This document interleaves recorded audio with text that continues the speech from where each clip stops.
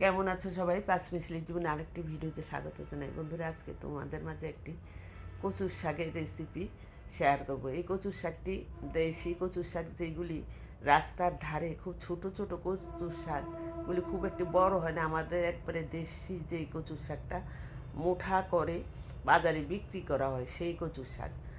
আমি 2 মুঠা কচুর শাক নিয়েছি।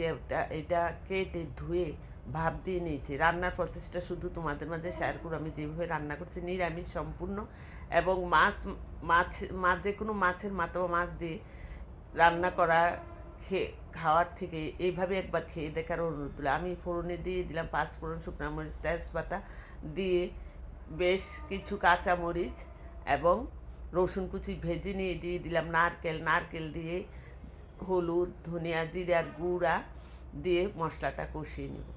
ভালো করে কষিয়ে নেব। আমি আগেই ভাপ দিয়ে রাখা যে কচুর শাকটি তার উপর মেলে দেবো। কিছুক্ষণ নেড়ে চেড়ে দিয়ে দিব সিমের বিচি। আমি রান্না করছি আজকে সিমের বিচি দিয়ে এবং নারকেল দিয়ে কচুর শাকটা এত অসাধারণ হয় খেতে। এইভাবে রান্না করে প্লিজ একবার খেয়ে দেখার অনুরোধ রইল। দিয়ে দিলাম সিমের বিচি এবং লবণ। এখন এইগুলি একসাথে করে, সবগুলি একসাথে করে ভালো করে মিনিমাম 15 থেকে 20 মিনিট আমি শাকটা নেড়ে নেড়ে রান্না করব।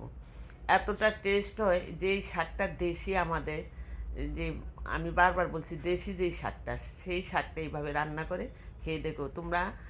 বা আমরা যে কোনো সময় কচুর শাক বিভিন্ন ধরনের মাছের মাথা, চিংড়ি মাছ দিয়ে রান্না করে খেয়ে থাকি, কিন্তু একবার এভাবে রান্না করে খেয়ে দেখো। নারকেল দিয়ে এবং সিমের বিচি দিয়ে শুধু মশলা দিবে আদা বাটা এবং জিরা, ধনিয়া বাটা, হলুদ গুঁড়া আর কাঁচামরিচ ঝালের জন্য যা দেবার আমি দিয়েছি। এখন শুধু নেড়ে নেড়ে কচুর শাকটা আমি রান্না করে নেব। খুবই স্বাদ হয়েছিল বন্ধুরা।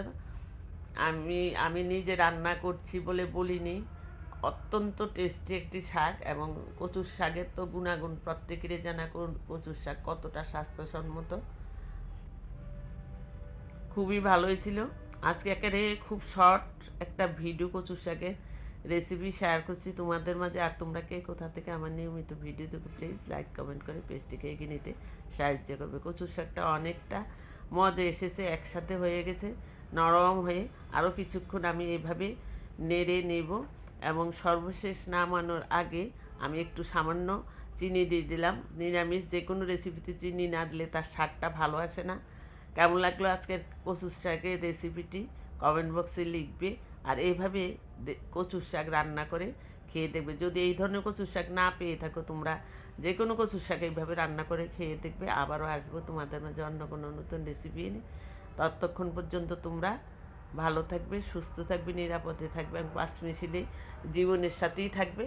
আমার কচুর শাকটা প্রায় মোটামুটি রান্না কমপ্লিট, নামিয়ে ফেলবো। বাই।